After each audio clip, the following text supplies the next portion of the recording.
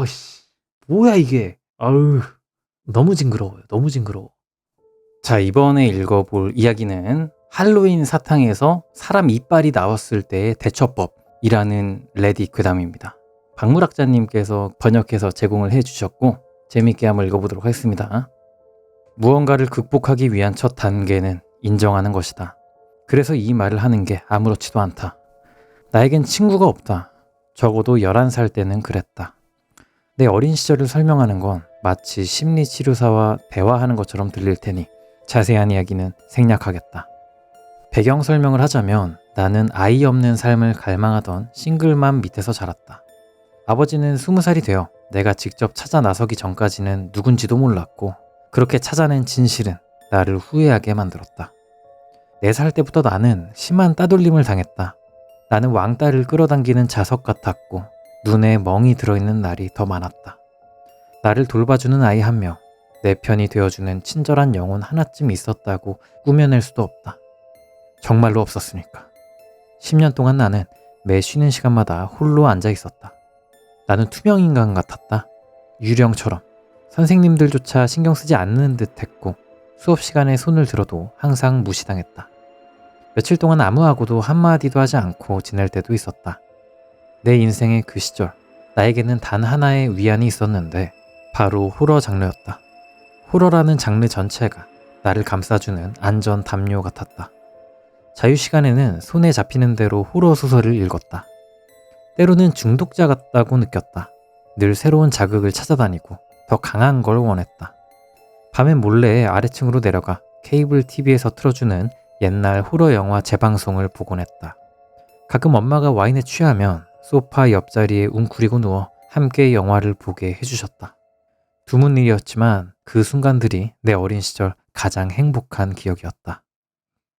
당연하게도 할로윈은 내 달력에 유일하게 동그라미가 쳐진 날이었다.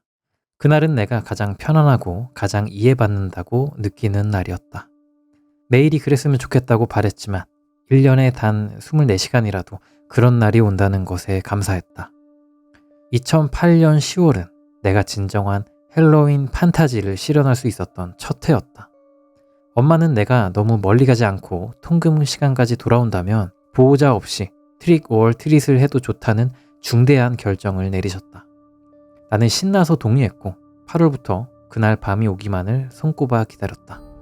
마침내 내 가필드 달력이 31일을 가리켰을 때 차분한 안도감이 온몸에 퍼졌다. 내 의상은 완벽했다. 나는 텍사스 전기톱 학살에 레더페이스로 하루를 보낼 작정이었다. 가면은 파피에 마쉐, 그러니까 종이를 잘게 찢어 접착제와 섞어 반죽처럼 만들고 틀에 붙여 형태를 만드는 그런 방식으로 직접 만들었고 노란 앞치마와 플라스틱 전기톱을 더하니 제법 그럴듯해 보였다. 당시 내 나이 기준에서도 극도로 마른 체격이었지만 그래도 꽤 잘 어울렸다고 생각한다. 나는 그 복장으로 아침을 먹고 호박을 조각하고 사탕을 사러 가게에도 갔다. 빠르게 비어가는 사탕 진열대를 둘러보다가 학교에서 나를 괴롭히는 애 중 한 명과 마주쳤다. 녀석은 나를 알아보지 못했다. 다시 투명 인간이 된 기분이었지만 이번에는 내가 원하는 방식이었다. 나는 괜찮고 클래식한 사탕들을 골라 집에 돌아와 그릇 몇 개를 가득 채웠다. 엄마에게 트릭 올 트릿을 하러 온 아이들을 잘 관리해야 하는 중요성에 대해 설명하며 잠시라도 한눈 팔면 사탕이 모두 털릴 거라고 말했다. 엄마는 알겠다고 하시며 TV에서 눈을 떼지 않은 채 나를 내보냈다. 거리는 마법 같았다. 의상을 차려입은 아이들이 무리지어 돌아다니며 저마다 손에 든 자루를 사탕으로 채워가고 있었다. 괜찮은 의상도 몇몇 보였지만 내 의상이 단연 최고라고 확신했다. 목에 건 천식 흡입기 목걸이 때문에 약간 모양이 빠지긴 했어도 말이다. 나는 혼자 거리를 헤매며 이 집 저 집 문을 두드리고 호박 모양 바구니에 사탕을 담았다. 자유를 느꼈다. 밤이 조금 깊어졌을 때 나는 다른 학교에 다니는 또래 아이들 무리를 뒤따르기 시작했다. 한동안 그들 뒤를 몇 걸음 떨어져 따라갔는데 비틀주스 분장을 한 나이 많은 남자애가 돌아보더니 꺼지라고 소리쳤다. 꺼져! 낙담한 데다 천식 발작이 올 것 같은 기분에 나는 공원 근처 벤치에 앉아 가면을 벗었다. 땀을 닦고 흡입기를 한번 깊게 들이마셨다. 다시 즐거운 여정을 계속하려던 찰나 내가 가장 싫어하는 별명을 외치는 익숙한 목소리가 들렸다. 야, 저기 봐, 코쟁이다! 귀가 확 달아오르며 주위를 둘러보니 우리 반 애들 몇 명이 가장 가까운 정자 주변에 어슬렁거리고 있었다.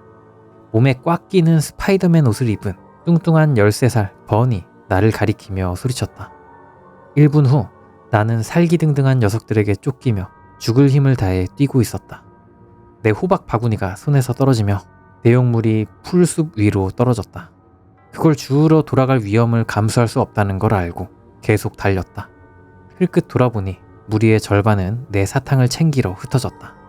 나를 계속 쫓아오던 2명은 꽤 끈질겼지만 결국 숲속에서 그들을 따돌렸다. 한참을 빙빙 돌며 걷다 보니 나 자신도 길을 잃었다는 걸 깨달았다. 곧 공포가 밀려왔다. 호러 영화 같은 삶을 살고 싶다는 갈망은 역설적으로 내가 사는 동네의 도시 괴담을 아주 잘 알게 만들었다. 내가 발을 들인 숲이 귀신 들린 곳이라는 걸 알고 있었다. 전설에 따르면 그 해는 1978년이었다.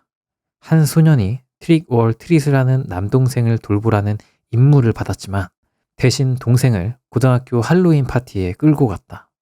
파티는 미성년자 음주를 눈총줄 사람이 없는 숲속 깊은 곳에서 열렸다. 커다란 모닥불이 피워졌고 10대들은 밤새 그 주위에서 춤을 췄다. 자정 가까이 되자 어린 동생은 불안해하며 집에 데려다 달라고 졸랐다. 생전 처음 술에 취한 형은 동생을 거칠게 밀어버렸다. 어린 소녀는 불길 속으로 비틀거리며 넘어졌고 린넨으로 된 광대 의상은 눈 깜짝할 사이에 불이 붙었다. 10대들은 그저 눈앞에서 소년이 불타 죽는 것을 지켜볼 수밖에 없었다. 그 후 매년 할로윈마다 불에 탄 피부와 녹아내린 살점 위로 알록달록한 천이 뒤엉킨 채 오렌지빛을 내뿜으며 숲을 헤매는 소년의 모습이 목격되었다. 어째서인지 내 머릿속은 걸으면서 이 이야기를 떠올렸다. 극도로 긴장한 탓에 새소리나 나뭇가지 부러지는 소리에도 심장이 멎을 것 같았다. 손에 든 희미한 녹색 야광봉은 어둠이 양쪽에서 나를 집어삼키는 길을 겨우 밝혔다. 걷다 보니 나무들이 얽힌 깊은 곳에서 희미한 빛이 보이기 시작했다. 몸이 저절로 그곳을 향해 가는 동안 손이 떨렸다. 머릿속의 한 목소리는 악마 같은 아이의 손에 죽을 게 뻔하다며 가지 말라고 비명을 질렀다. 그럼에도 나는 움직였다. 기이하게 인간의 형상으로 뒤틀린 기형적인 나무들을 지나 이제 나는 빛의 근원지에 거의 다다랐다. 덤불을 헤치고 나오자 풀밭이 나타났고 그 풀밭은 곧 자갈밭으로 바뀌었다. 그리고 바로 그 중앙에 집 한 채가 있었다. 나는 숲이 나를 안전한 곳으로 뱉어준 것에 대해 신께 감사했다. 아래층 창문에서는 따뜻한 불빛이 새어나왔고 겹겹이 쌓인 불 켜진 재고랜턴, 호박 등불들이 그곳을 더욱 환영하는 분위기로 만들었다. 나는 자신있게 현관 계단을 올라 문으로 향했다. 2번 노크하고 기다렸다. 잠시 후 문이 조심스럽게 열리더니 이내 활짝 열렸다.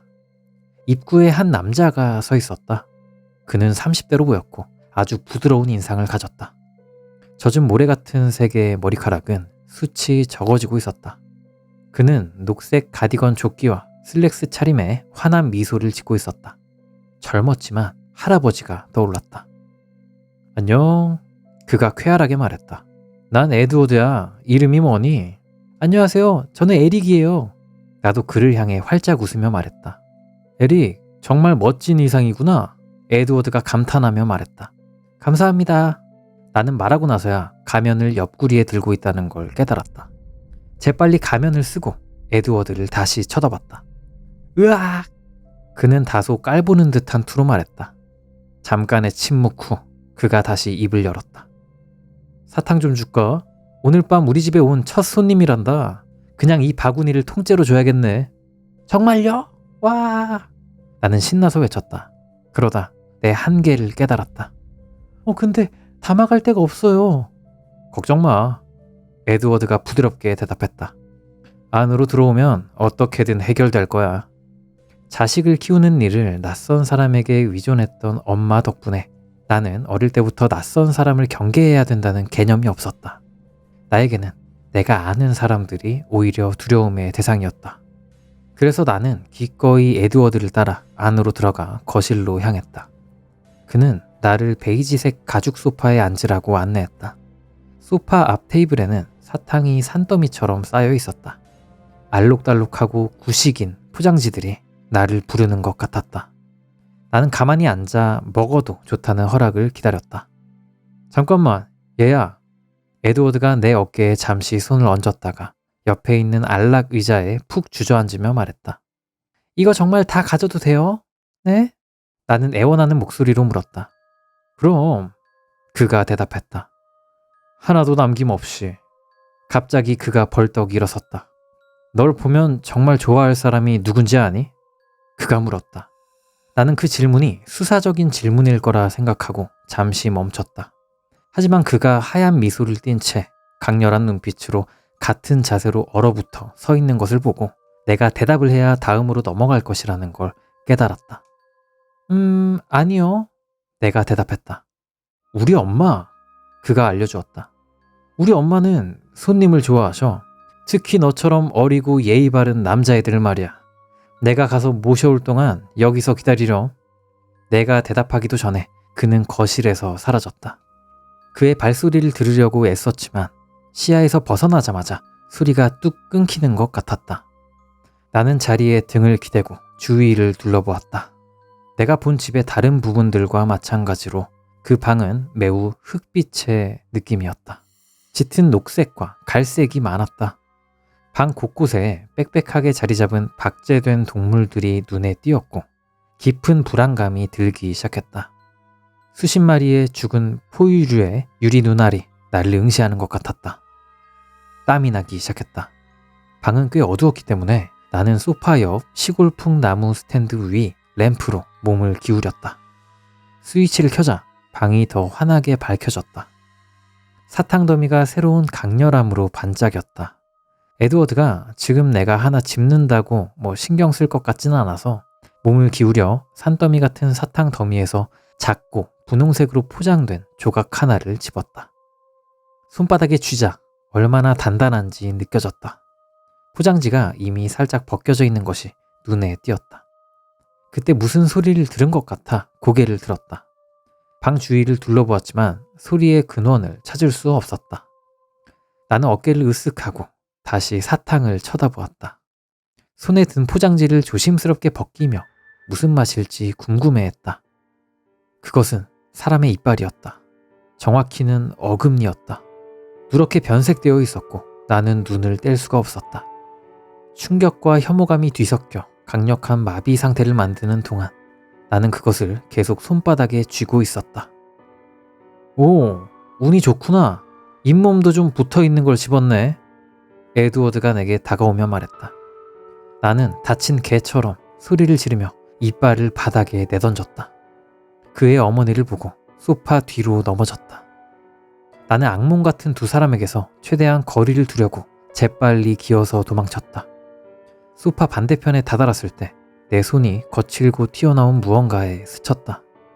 베이지색 가죽을 내려다보니 젖꼭지 하나가 나를 쳐다보고 있었다. 어디 가니? 에드워드가 상냥하게 물었다. 그는 마치 거대한 가발처럼 보이는 쉐기 러그 위를 로퍼를 신은 발로 스치며 어머니를 옆에 세운 채로 내게 다가왔다.